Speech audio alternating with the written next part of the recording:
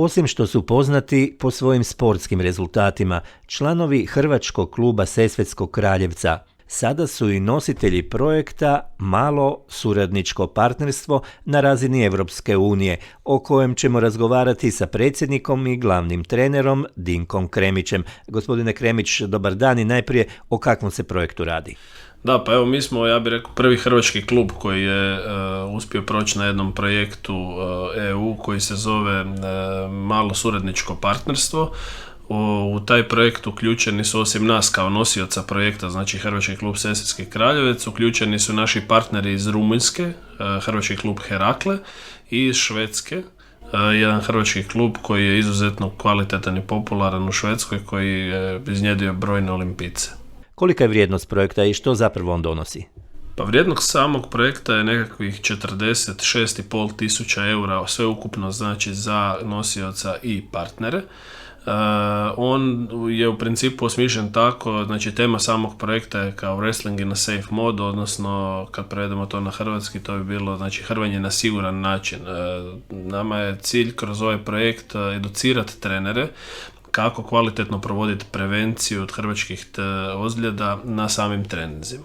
To sve radit ćemo kroz 4 radionice. Evo prva je sada, znači u subotu, to se zove kao kick-off meeting ili zapravo upoznavanje šire javnosti sa projektom i upoznavanje sa partnerima.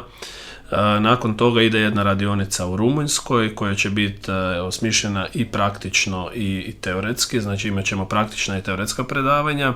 Nakon toga ide jedna radionica u Švedskoj i onda završna radionica na koju ćemo sve objediniti u Hrvatskoj iduće godine i nakon koje bi mi trebali znači onda izraditi jedan video vodič kroz razne vježbe prevencijske koje ćemo napraviti za hrvanje, odnosno za mlade Hrvaće, i jednu brošuru, odnosno malu knjižicu zajedno sa svim slikama, fotografijama, opisom vježbi i svim šta ćemo u principu mi raditi. Dakle, ovaj vikend bit ćete domaćin partnerima u projektu. Da, ovaj vikend nam dolaze znači naši partneri iz Švedske, dolaze nam naši partneri iz Rumunjske i mogu reći da osim ponajboljih trenera, evo imat ćemo čast ugostiti jednog švedskog olimpijca sa olimpijskih igara u Pekingu koji je tamo nastupio, on je danas trener, tako da to je još jedna u principu, pa ja bih rekao, jedan poseban zadatak našeg projekta biti će intervjui sa raznim uspješnim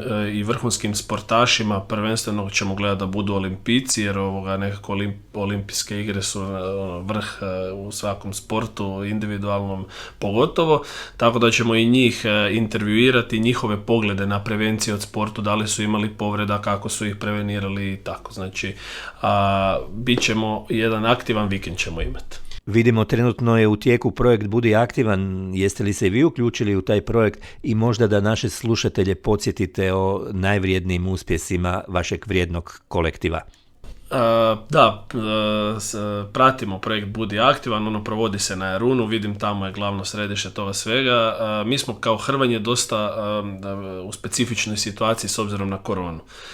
Pošto smo kontaktni sport, izuzetno bliski kontakt, mi moramo biti oprezni, čak bi rekao da smo malo i zakinuti, ne možemo ni raditi u dvoranama, vezani smo dosta za škole, o tome ćemo baš pričati u našem projektu, o tim modelima rada.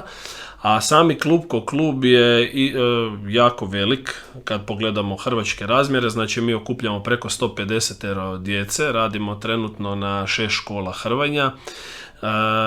Imamo vrhunsku seniorsku ekipu, znači bili smo prošle godine ekipni prvaci države, zadnje 2 godine smo proglašeni za najuspješniji klub u Hrvatskoj od strane našeg saveza, a prošle godine smo ostvarili prvu povijesnu veliku medalju, znači Vjekoslav Luburić, član našeg kluba, bio je viceprvak svijeta do 23 godine i donio nam prvu veliku medalju, znači sa svjetskog prvenstva. S nama je bio Dinko Kremić, predsjednik i glavni trener Hrvačkog kluba Sesvetski Kraljevec. Hvala vam lijepo i puno uspjeha. Puno vam hvala.